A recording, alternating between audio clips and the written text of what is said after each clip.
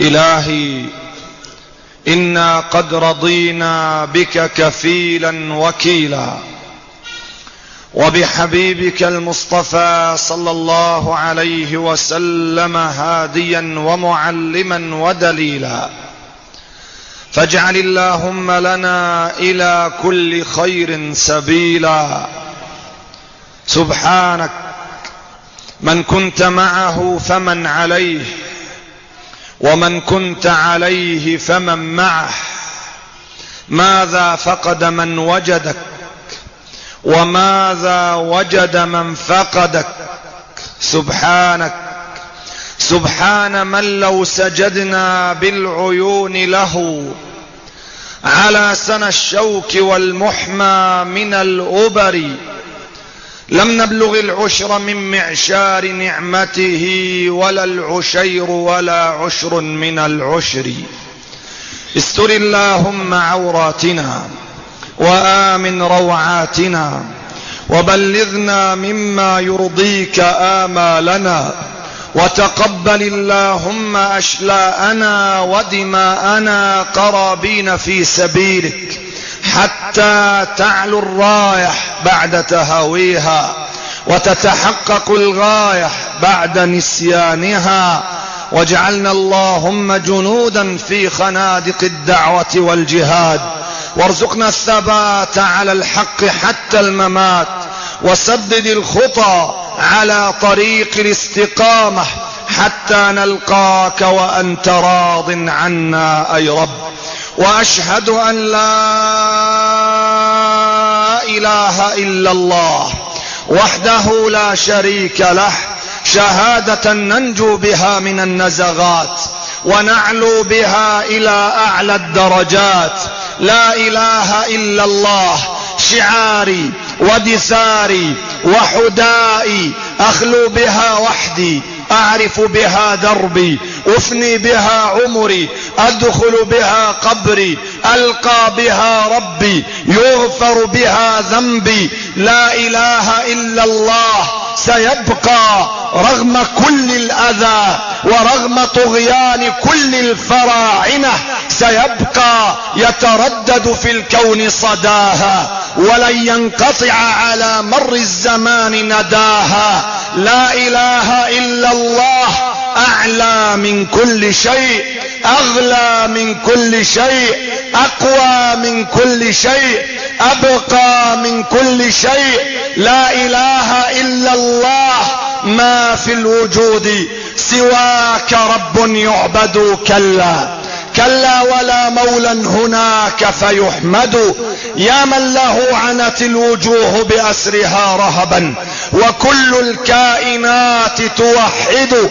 أنت الإله، أنت الإله، أنت الإله الواحد الحق الذي كل القلوب له تقر وتشهد. وأشهد أن القائد القدوة محمدا رسول الله، من طلع في أفق الوجود بدره وسطعت فيه شمسه، أرسله الله بالبيان فأظهر دينه القويم على سائر الأديان. بلغ الرسالة وأدى الأمانة ونصح الأمة وكشف الغمة، وجاهد في الله حق الجهاد. نوره في الشرق يسري، نوره في الغرب يسري، في الشمال وفي الجنوب. أحسابنا، أموالنا، أعدادنا، أنسابنا، أشكالنا لا شيء. التقوى هاهنا، لغة التفاضل بيننا. هذا نشيد محمد، فلتشهد الدنيا لنا. يا هذه الدنيا أصيخي واشهدي، إنا بغير محمد لا نقتدي. اللهم صل وسلم على هذا النبي الكريم صاحب الخلق العظيم، صلاة وسلاما يليقان بمقام أمير الأنبياء وسيد الأصفياء وتاج الأولياء ودرة الخليقة طه. وارض يا ربنا عن الذين أيدوه وناصروه واتبعوا النور الذي أنزل معه، أولئك هم المفلحون. أوصيكم عباد الله ونفسي بتقوى الله. واستفتح بالذي هو خير، فمن يعمل مثقال ذرة خيرا يره ومن يعمل مثقال ذرة شرا يره. اللهم سدد قلبي ولساني، اللهم اجعل الصدق والإخلاص رائدي في كلامي، اللهم افتح قلوب السامعين وعقولهم لسماع كلمتي. رباه لا تجعلها صيحة في واد ولا نفخة في رماد. وبعد أحبتي في الله، إني أحبكم في الله، فاسمعوا مني أبين لكم لعلي لا ألقاكم بعد موقفي هذا. أيها الأحبة، إذا أمسيت فلا تنتظر الصباح، وإذا أصبحت فلا تنتظر المساء. وصية نبوية وجهها النبي عليه الصلاة والسلام إلى كل من يزعم حبه ومتابعته وأنه من جنده وحزبه وأنصاره. إذا أصبحت فلا تنتظر المساء، وإذا أمسيت فلا تنتظر الصباح.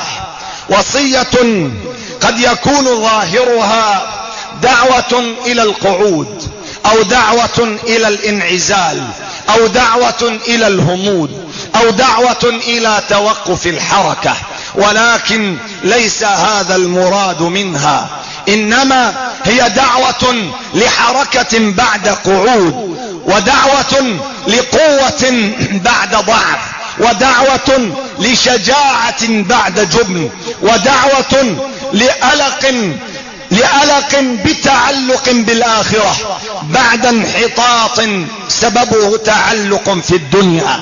إذا أصبحت فلا تنتظر المساء، وإذا أمسيت فلا تنتظر الصباح. وصية متعلقها الدنيا. يحدد النبي عليه الصلاة والسلام عمر الدنيا القصير وكيفية تعامل المسلم معها. إذا أراد هذا المسلم أن يبقى في أوج كرامته وفي قمة سيادته وفي علو خيريته، إذا أراد أن يكون سيد الموقف وأمير المكان ومن يتربع على العرش، إذا أراد أن يمسك عصا التسيار بيده، إذا أراد المسلم كل هذا، إذا أراد أن لا يستذل ولا يستباح ولا يستعبد، إذا أراد أن لا يخنع، أن لا يطأطئ هامه لغير خالقه، إذا أراد هذا المسلم أن يبقى قوة هدارة يخشاها الكفر في كل مكان، أو أراد أن يكون سيلا لا يقف في طريقه حاجز، إذا أراد المسلم أن يكون فردا تتجسد فيه أمة ويكون واحدهم ب1000، إذا أراد المسلم كل هذا فعليه أن يؤطر علاقته بالحياة الفانية التافهة الحقيرة المهينة الزائلة المؤقتة الممزوجة بأكدارها وأقدارها وكل ما فيها من سوء، سبب أنها تسقط من عين الله. إذا أراد كل هذا فليجعل علاقته في الدنيا مؤطرة بهذه الوصية: إذا أصبحت فلا تنتظر المساء، وإذا أمسيت فلا تنتظر الصباح، أي من أجل الدنيا، أي تعلقا بالدنيا، أي حرصا على الدنيا، أي خوفا على الدنيا وتكالبا عليها وما فيها. إن علاقتنا بالدنيا أيها الأحبة علاقة مربوطة بخيط أدق من الشعر، هذا يفهمه أصحاب العقائد وحملة الإسلام كما أنزله الله.